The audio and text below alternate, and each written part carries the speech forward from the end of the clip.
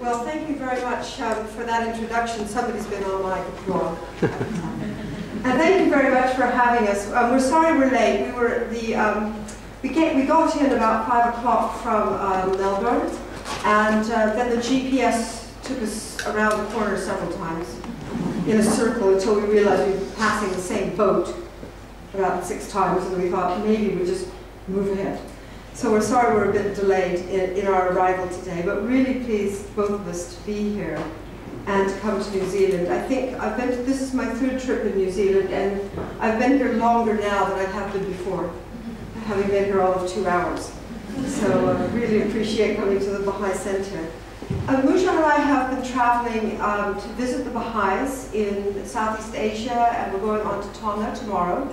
And we've been making little stops along the way where we can to visit communities like your own. The purpose of our visit really was to go to this Parliament of Religions, which is still taking place in Melbourne.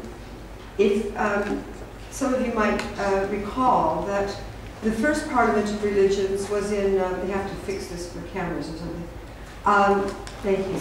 The first Parliament of Religions was in 1893 in Chicago. And it was the first time that the Baha'i faith was mentioned in North America in a public setting. And they have revived those. They revived them in 1993, and since then they've held them every 5 or 6 years or so. And of course they're now a much bigger thing. And Muja and I were both invited to provide some papers there. And the ones that we did were under this heading or sub-theme of the conference, on building peace in pursuit of justice, a Baha'i approach. The paper I'm going to give you today is on that theme, but in fact it was originally, I provided a version of this paper for the Association of Baha'i Studies, Baha'i Politics and International Relations and World Order Special Interest Group, which we call Baha'u'llah, and which holds its conference every year around this time. So my particular interests, as you probably saw from the introduction, are on justice and on social justice. I have 2 reasons for that. One is that just being a Baha'i, I think, makes you interested in the concepts of justice and social justice, and making a world which, as Baha'u'llah says, needs to have justice as its organizing principle. So how do we move from the kind of communities we have now in the world to ones which are just? I think that's a very interesting pursuit, so something to think about. So I tried to look a little bit in the Baha'i writings about that, and I'll share that with you. My other reason for being interested in justice is that I'm a magistrate. A magistrate in Britain is somebody who is a volunteer. We don't get paid, but we're professional. So it's kind of strange. What we say is I send people to jail for a hobby. So it's kind of an interesting thing. But I have been a magistrate for more than 25 years now. So I also have an interest in criminal justice, which is a little bit different from the subject we're going to be talking about tonight. But of course they're related. Now, the technology. Okay.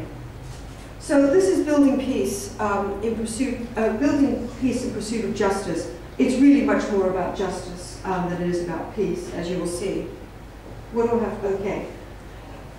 If you're a Baha'i, and even if you're not, you might recognize this statement of Baha'u'llah. One of the founder of the Baha'i faith, Baha'u'llah, was exiled from his homeland in Tehran, Iran, in the middle of the 19th century. And he went to Baghdad, where he spent 10 years. And whilst he was there, his revelation that Baha'is believe is really the light for the world of this day, the voice of God for this day, really began to take flower whilst he was in Baghdad. And as he was walking the banks of the Tigris, he penned a number of very short verses, which are collected together in a book called The Hidden Words. And these short verses are quite pithy. They deal with spiritual matters, and they also deal with practical things. And right at the beginning of this little book, is this passage of Baha'u'llah, which you can read there.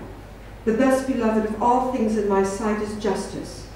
And the word justice here is in Persian, in Arabic is insaf, which really means equity. So we're not talking about criminal justice or administration of justice, but equity.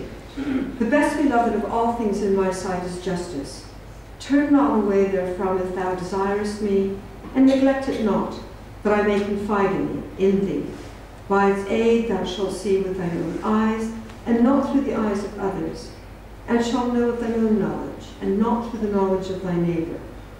Ponder this in thy heart, how it behoveth thee to be. Verily, justice is my gift to thee, and the sign of my loving kindness. Set it then before thine eyes. My feeling is that this verse frames the Baha'i concept of justice. It is the virtue, principle, quality, action, behavior, and attitude that God loves more than anything else. And if we are to draw close to God and to do his bidding, then we cannot turn away from justice, implying that we should then turn toward it, adhere to it, practice it, abide by it. Baha'u'llah says that we're not to neglect it or to overlook it as a framing principle for our attitudes and our actions. We are to give it due weight. And the reason for this, he says, is so that God can confide in us, can trust us. He can trust and entrust in us something that is precious or important, his religion perhaps, or give us some important responsibility or task. That's just how this appears to me. Interestingly, by acting with justice, we're also able to see with our own eyes and hear with our own ears. That is, as I understand it, to be independent and to have the confidence of our own understanding and judgment. It will also enable us to know things for ourselves and not rely on what others tell us. I think it's interesting about this because in the way in which this particular thing is framed, at least in English, one might consider, for example, that if one were able to see with one's own eye and know of one's own knowledge, this would enable a person to act with justice. And this, well, may be true, but it also works the other way around. Justice enables us to use our own faculties to come to an understanding. And as Baha'u'llah says, this is worthy of deep reflection, study, and thought, and how this happens and how we are to act as a result.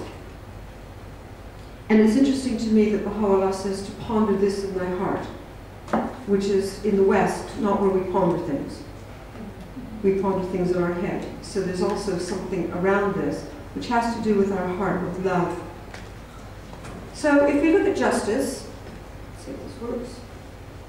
The Oxford English Dictionary has 3 categories of justice: the judicial administration of law or equity, the quality of being just, and an administrator of justice. Let's see what I've got on my PowerPoint. Okay. In that first category, the judicial administration of law or equity, the Oxford English Dictionary defines justice as the maintenance of legal, social, or moral principles by the exercise of authority or power, assignment of deserved reward or punishment, the giving of just deserts, or due deserts.